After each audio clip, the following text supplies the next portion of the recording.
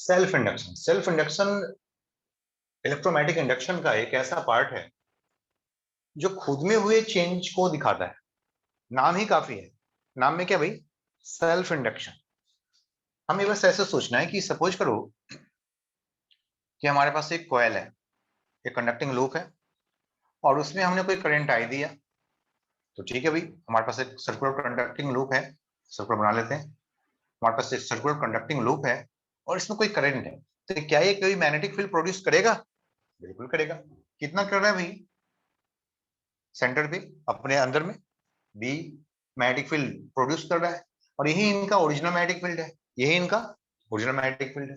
और इस B original की जो वैल्यू है ये हमें मालूम है। कर सकते हैं, कितना होता है भाई?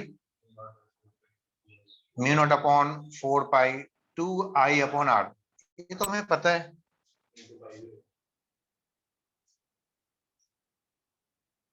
अच्छा, हाँ तो हटा दे पाई उसको हटा जाता है। 2 को हटा करके बाई 2 कर लेते हैं। ठीक, mu naught I upon 2 R. भाई इसके सेंटर पे मैग्नेटिक फील्ड होता है, और ये जो है ये अपने खुद वाले करंट की वजह से है। अगर हम इस करंट की, तो अभी कोई फर्क नहीं पड़ रहा है, इसके थ्रू क्या फ्लक्स आ रहा है? हाँ भाई फ्लक्स आ रहा है। भाई इसका एरिया ए है, रेडियस आर है, then what is the original flux? बोलेंगे भाई ओरिजिनल फ्लक्स तो यही है, B naught into area A. अब नाउ आफ्टर चेंजिंग, अगर करंट चेंज कर रहा है, now if current is if the current in the coil is changing, अगर ये चेंज करेगा तो, अब चेंज में तो दो तरीके से हो सकते हैं हम, या तो इंक्रीज करे या डिक्रीज करे। सपोज ये इंक्रीज किया, changing, suppose it is increasing, current क्या करे भाई? इंक्रीज करेंगे। ठीक है, इफ इंक्रीजिंग, तो भाई इसका मैग्नेटिक फील्ड भी बढ़ रहा है, तो इसका फ्लक्स भी चेंज कर रहा है, तो फ्लक्स इंक्रीज कर गया, तो ये अपने अपने खुद के करंट से इसका फ्लक्स क्या हो रहा है? इंक्रीज कर रहा है। तो इसके खुद के कॉइल में एक ईएमएफ इंड्यूस्ड हो जाएगा, खुद के कॉइल में ईएमएफ इंड्यूस्ड हो जाएगा। रूल वही है, कितना होना चाहिए भाई? अपोजिट, यानी कि जो इंड्यूस्ड मैग्नेटिक फील्ड होना चाहिए वो, अगर यहाँ पे मैंने कैसा ले लिया भाई, पहले इनवर्ड हो गया, पहला मैग्नेटिक फील्ड कैसा है? इनवर्ड है। तो इंड्यूस्ड मैग्नेटिक फील्ड का डायरेक्शन कैसा होना चाहिए? आउटवर्ड, बी इंड्यूस्ड होना चाहिए। बी इंड्यूस्ड आउटवर्ड होने के लिए करंट कैसा होना चाहिए? Anti clockwise means opposite. तो हमें, अगर ये बी ओरिजिनल ऐसे मिल रहा है, ये बी ओरिजिनल है, तो बी इंड्यूस्ड मतलब आई इंड्यूस्ड, सॉरी आई इंड्यूस्ड कैसा हो जाएगा भाई? अपोजिट हो जाएगा। This is the self induction, this process is the self induction. Self induction process कब होता है? when there is a change of magnetic flux due to the change of the current in its own loop, then there is a self induction, then there is a self induction. Is it okay? Okay, तो note करते हैं इस बात को, इस process का नाम कर लें तो ठीक ही है, जो भी है। What is the self induction? Note करें, self induction,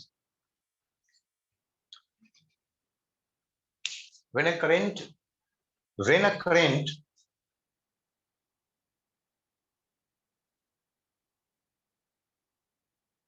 is changing in a coil,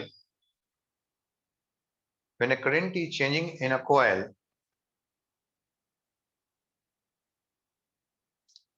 there will be change of magnetic flux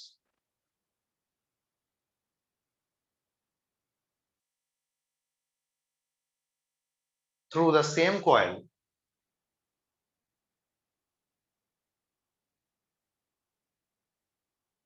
and hence there will be induced EMF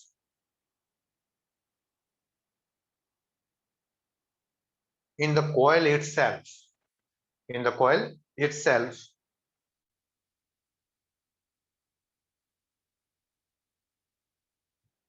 due to the change in current in itself, due to change in current in itself.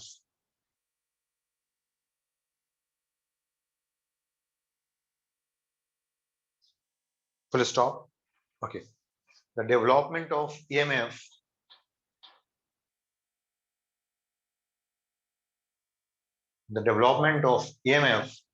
in such a way in a coil is known as self-induction. The development of EMF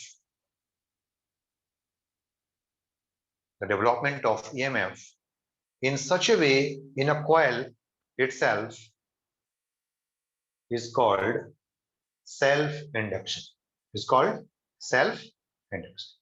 Isn't it? Okay.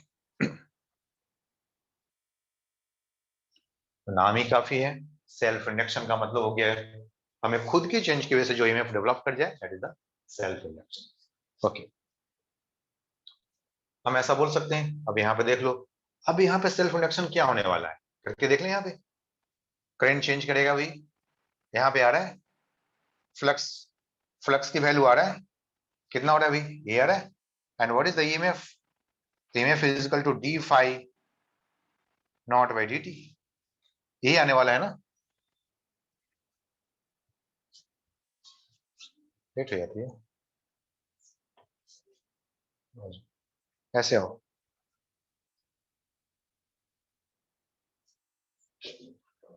Minus D phi upon D T.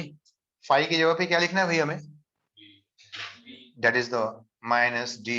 ये तो हमें magnitude हमें निकलना है, current हमें direction तो देख ही लिया, सिर्फ मैग्नीट्यूड देखना है. यहाँ पे क्या होना चाहिए, अभी तो हम देख लेते हैं ऐसे ही, माइनस के साथ चलते हैं. हमें रूल बनाना है एक, क्या बोल सकते हैं, B naught A D T. A आएगा ना. अच्छा, बी नॉट की जगह पे देखो तो क्या आने वाला है, म्यू नॉट 2r, और यहाँ पे ये रख ले पहले, और यहाँ पे D I upon D T कर दे. जो आई था उसको डी डी टी है ना, तो डी आई के साथ लगा देते हैं यहाँ पे. अच्छा, तो इफ इंक्रीजिंग विद रेट, हमने पहले भी तो देखा था करंट का इंक्रीजिंग का rate D I upon D T. With rate, कौन सा रेट है भाई, D I upon D T. भाई किसी कॉइल का आप एक ही वैल्यू चेंज कर सकते हो क्या, अगर गिवन हो तो. म्यू नॉट नहीं, आर नहीं, किसी पर्टिकुलर कॉइल के लिए क्या हो रहा है, कांस्टेंट टर्म आ रहा है. क्या टर्म है भाई, कांस्टेंट टर्म है, और इसको बोलते हैं सेल्फ इंडक्टेंस. क्या बोलते हैं इसको, self inductance. This is the self inductance. This can be equal to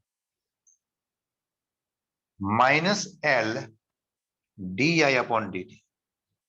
EMF की वैल्यू क्या आ रहा है भाई, minus L D I upon D T. Here यहीं पे लिख लेते हैं, here L is equal to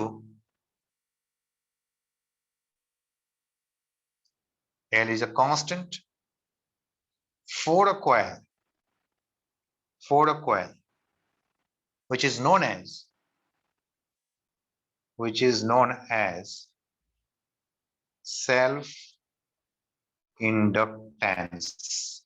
क्या नाम रखा है इसका, सेल्फ इंडक्टेंस. जैसे रेसिस्टेंस के लिए रेसिस्टेंस, कैपेसिटर के लिए कैपेसिटेंस, वैसे ही इस कॉइल का इंडक्टेंस, कॉइल के लिए इंडक्टेंस. हम देख रहे थे सेल्फ इंडक्टेंस. सेल्फ इंडक्टेंस का मतलब होता है हमने किसी कॉइल में करंट दे दिया. जैसे हमारे पास एक कॉइल है, इसमें हमने क्या दे दिया भाई, करंट दे दिया. हमारे पास कैसा कॉइल है, सर्कुलर कॉइल है. इस कॉइल में हमने करंट दे दिया. अब इस करंट को जब हम, करंट की वजह से क्या होगा, यहाँ पे मैग्नेटिक फील्ड होगा. ये था magnetic field, B naught I upon 2r, formula याद होगा तुम्हें. अब इसी कॉइल में के थ्रू फ्लक्स भी आएगा. फ्लक्स की वैल्यू कितना आ रहा है, बी नॉट इंटू ए. लेकिन अब हम करंट को चेंज करेंगे किसी रेट से, D I upon D T. या तो इंक्रीज कर सकते हैं करंट को, या डिक्रीज करेंगे, तो इसके फ्लक्स भी चेंज करेंगे. जब फ्लक्स चेंज करेगा तो क्या होगा, ईएमएफ डेवलप करेगा. फ्लक्स चेंज करेगा तो फिर क्या होगा, ईएमएफ डेवलप करेगा. कितना ईएमएफ डेवलप करेगा भाई, minus D phi upon D T. यहाँ पे माइनस डी फाई नॉट की जगह लिख दिया B naught A upon D T, है ना. बी नॉट की जगह हम ए वाला रख दिया, mu naught A upon 2r. जो आई वाला टर्म है इसके साथ रख दिया. जो कांस्टेंट टर्म है L D I upon D T. L को क्या बोलते हैं, सेल्फ, एल को बोलते हैं इंडक्टेंस. क्या एल को क्या बोलते हैं, इंडक्टेंस.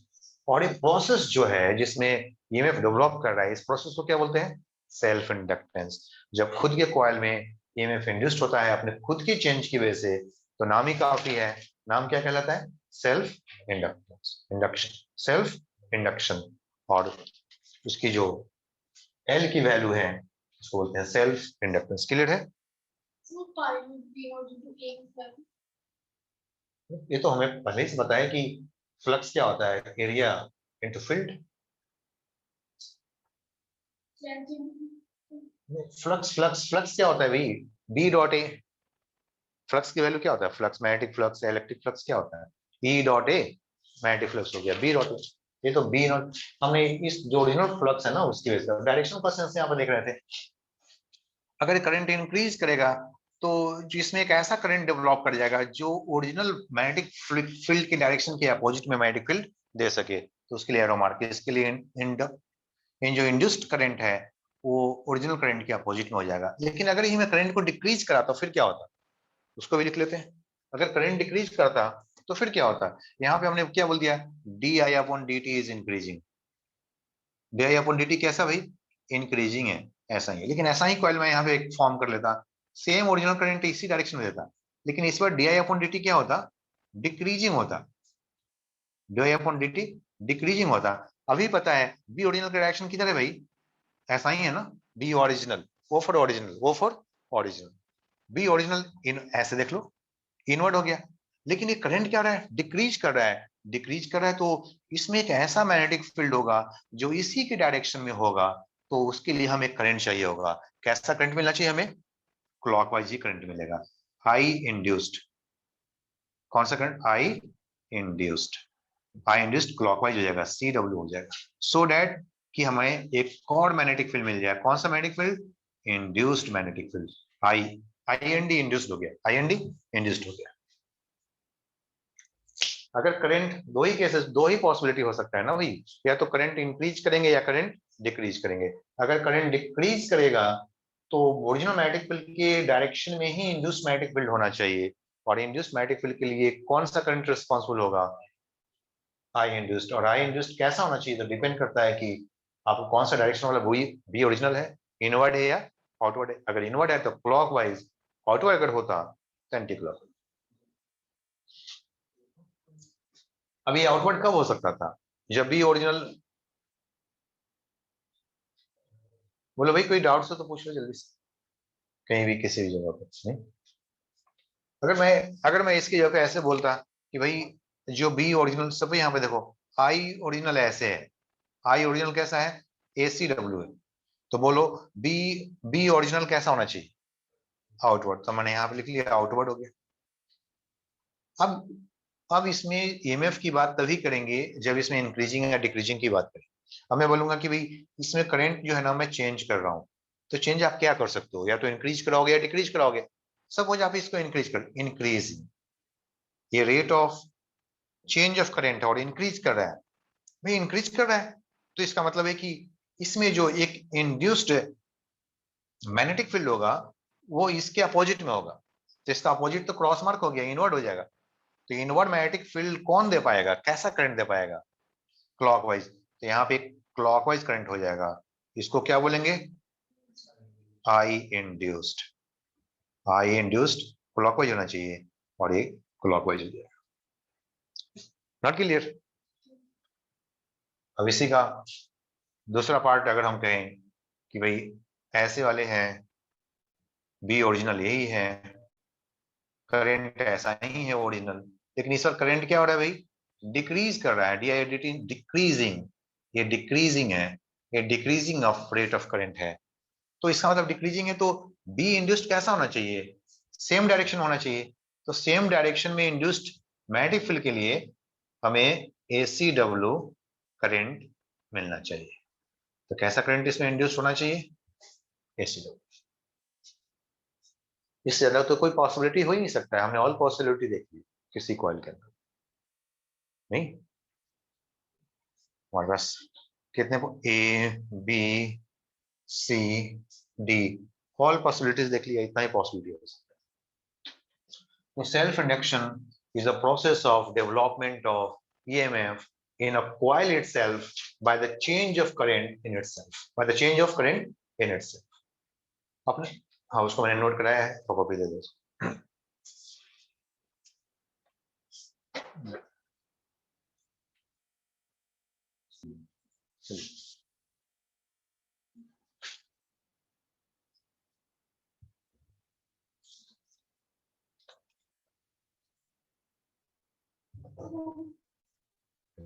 मैंने पूछा था, तुमने नोट कर लिया, तुमने बोला यस कर लिया। करो करो डू इट। तो भाई किसी, हर कॉइल का एक अपना सेल्फ इंडक्टेंस होता है, हर कॉइल का एक अपना सेल्फ इंडक्टेंस होता है। क्या होता है, क्या नाम है इसका भाई? इसका एक अपना सेल्फ इंडक्टेंस है। बोलो तो इसका सेल्फ इंडक्टेंस की वैल्यू क्या है आपके पास? व्हाट इज द, इसका सेल्फ इंडक्टेंस क्या है? हाँ, mu naught upon 2 R in 2 R, यहाँ पे बस हो गया, यही है ना। और इंटू ए भी है, एरिया, तो एरिया के यहाँ पे क्या लिखेंगे? Pi R square, pi R square, यही है ना। तो इसकी सेल्फ इंडक्टेंस की वैल्यू आ गया mu naught upon mu naught pi, कौन, ये रेडियस आर ले लिया ना, तो ये वाली आर यहाँ पे है और यही एरिया है इसका भी, है ना। तो pi R upon 2, mu naught pi R upon 2, यही आएगा ना। This is the self inductance of a circular loop, this is self inductance of a circular loop.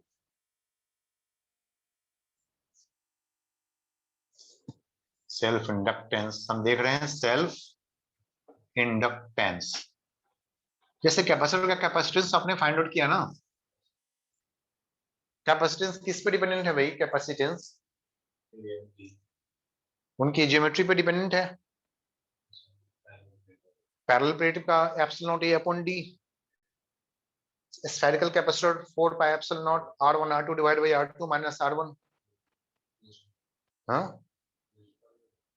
नहीं नहीं, सब भूल गया, रिवाइज करो, अभी टेस्ट होने वाला है आपका revision test. Spherical, spherical capacitor का कैपेसिटेंस क्या होता है भाई? बोलो पुलकित बोलो। स्फेरिकल कैपेसिटर का कैपेसिटेंस की वैल्यू क्या होगा, याद है किसी को? 4 pi epsilon naught R1 R2 divide by, बड़ा में से छोटा को माइनस कर लो, R2 माइनस। अगर कोई आइसोलेटेड स्फेरिकल कैपेसिटर है जिसका रेडियस R है, ये है स्फेरिकल कैपेसिटर, लिखना पड़ेगा ना टॉपिक, स्फेरिकल कैपेसिटर। ये क्या है? आइसोलेटेड मतलब सिर्फ एक हो, दूसरा प्लेट कौन हो गया? अर्थ, इंफिनिटी, अर्थ इनफिनिट, इसको क्या बोलते हैं? Isolated capacitor. आइसोलेटेड कैपेसिटर का दूसरा जो R2 है ना, वो लार्ज हो गया है उसके मुकाबले में, तो उसकी कैपेसिटेंस होता है 4 पाई एप्सिलॉन नॉट R, है ना। क्योंकि R2 में से R1 माइनस कर लूंगा तो कुछ नहीं मिलने वाला है R2 से।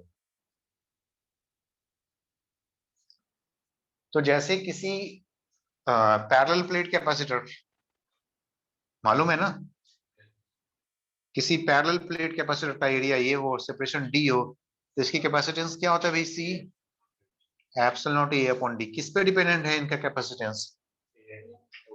ज्योमेट्री पे। वैसे ही किसी भी ज्योमेट्रिकल कंस्ट्रक्शन पे इनकी सेल्फ इंडक्टेंस डिपेंडेंट है। जैसे अभी तक आपने किसी सर्किट में क्या क्या देखा था? तो आपने देखा था कि एक बैटरी देख लिया, रेसिस्टेंस देख लिया, कैपेसिटर देख लिया, यही सब देखा था ना अभी तक। अब आपके सिलेबस में और भी बढ़ने वाले हैं, इंडक्टर बढ़ने वाला है इसी को, है ना। ऐसे कोई कॉइल आ जाएगा तो क्या बोलेंगे उसको? इंडक्टर बोलेंगे। और उस इंडक्टर का क्या होना चाहिए? इंडक्टेंस होना चाहिए, सेल्फ इंडक्टेंस होना चाहिए। उसमें अब आपकी और बढ़ गया, फिर मॉडर्न फिजिक्स में आएंगे तो एक और बढ़ा दूंगा वहां पे, डायोड बढ़ा देंगे, ट्रांजिस्टर बढ़ा देंगे, है ना, कई चीज बढ़ा सकते हैं। ये सारा कुछ है ना, ये सर्किट ही तो है, एक सर्किट ही तो है, क्या है, बहुत कुछ। अभी तक तो आपने सिर्फ क्या देख लिया? ये रेसिस्टेंस देख लिया, कैपेसिटर्स देख लिया, बस। अभी हमें क्या क्या देखना है? ये भी कैपेसिटर में, तो ये सारा कैपेसिटर आप देख चुके हैं। अब हमें जो देखना है वो इंडक्टर देखना है, जिसको हमने हटा के रख दिया इधर, तोड़फोड़ कर दिया इसका इंडक्टर को, नहीं। हाँ मतलब वही तो सोलनॉइड एक टाइप का इंडक्टर हो गया। है तो सोलेनॉइड ही है ना। सोलेनॉइड क्या है, इसके एक अपना सोलेनॉइड का एक अपना इंडक्टेंस आएगा। इंडक्टर के ऐसा ही काम करना है ना, इसको अभी बताएंगे। सोलेनॉइड का इंडक्टेंस निकालेंगे हम, ठीक है। और ये हमें इसी चैप्टर में हमें आगे पढ़ना है, ये ट्रांसफार्मर पढ़ना है ना। 220 वोल्ट से ये 6 वोल्ट लेकर के आता होगा, इसके लिए 6 या 10 या 12 या 3 वोल्ट या 2 वोल्ट जिसके लिए बना हुआ है, डिपेंड करता है। और आगे मॉडर्न फिजिक्स अभी पढ़ेंगे तो उसमें इसके अंदर में छुपा हुआ है 3 लेग डिवाइस, ये रहा है ना 3 लेग डिवाइस। इसको बोलना है ट्रांजिस्टर, क्या बोलते हैं इसको, इसके बारे में पढ़ेंगे। और एक और चीज पढ़ाना है आपको, डायोड। डायोड डायोड ये रहा डायोड, ये ब्लैक वाली है ना ये वाली, ये क्या है, सब डायोड है। वन वे, ये वन वे करंट प्रोवाइडर होता है, एक ही डायरेक्शन। ये बल्ब बल्ब होता है, जैसे साइकिल के ट्यूब ट्यूब में बल्ब बल्ब लगे होते हैं ना, किसी भी कार कि हवा इधर से जाएगा अंदर से नहीं निकलेगा, वैसे बोलेगा करंट इधर से जाओ इधर से नहीं आना। किसका काम करता है, वाल्व का काम करता है, करंट वाल्व होता है ना। Diode one way, that supply the one way directional current valve. मतलब जो ये अल्टरनेटिंग करंट में क्या होता है, कभी ऐसे भी जाएगा करंट, कभी वापस भी आएगा, तो एक डायरेक्शन में जाने देगा, दूसरे तुमको नहीं आना है, बस जाना है।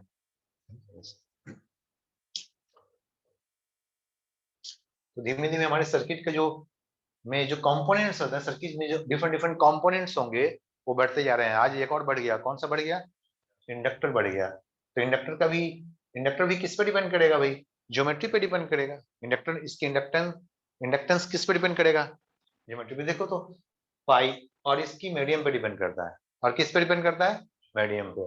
म्यू नॉट किसको रिप्रेजेंट कर रहा है भाई, मीडियम को रिप्रेजेंट कर रहा है। आर किसको रिप्रेजेंट कर रहा है भाई, इसकी रेडियस यानी कि इसकी ज्योमेट्री का हिस्सा है ना। उसको क्या बोलते हैं, इंडक्टेंस बोलते हैं। और इसका यूनिट क्या होता है, पहले आप लिख लो, self inductance. Self inductance of a coil, self inductance of a coil depends on, किस पे डिपेंड करता है भाई, on the medium and geometry, on the nature of the medium and geometry.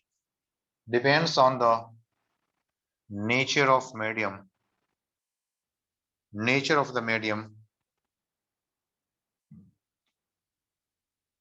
nature of the medium and geometry,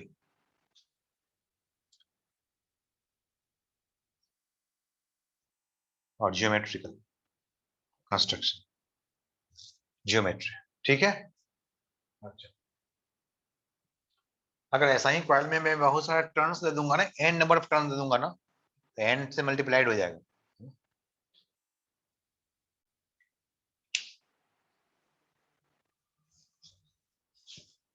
जैसे capacitor, जैसे resistor, वैसे एक और आ गया हमारे पास, इंडक्टर।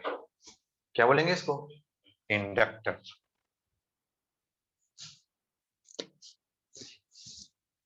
और इंडक्टर का कैपेसिटी इंडक्टेंस, इंडक्टर के लिए कैपेसिटी क्या रहेगा, इंडक्टेंस। क्या इसके इंडक्टेंस है भाई, what is the unit of inductance, unit of inductance,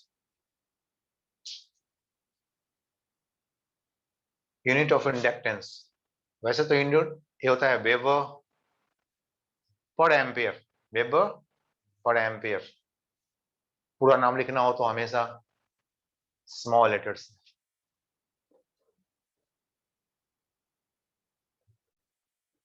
weber पर एम्पियर। इसको ऐसे भी लिख सकते हैं, वेबर, डब्ल्यू, कैपिटल डब्ल्यू लिखने से वाट, वाट हो जाता है ना, क्या, हाँ तो डब्ल्यू भी कर दो, कैपिटल डब्ल्यू भी, वेबर पर एम्पियर, एम्पियर के लिए ए, यह इसका एक स्पेशल नेम नेम है, हेनरी। क्या नाम है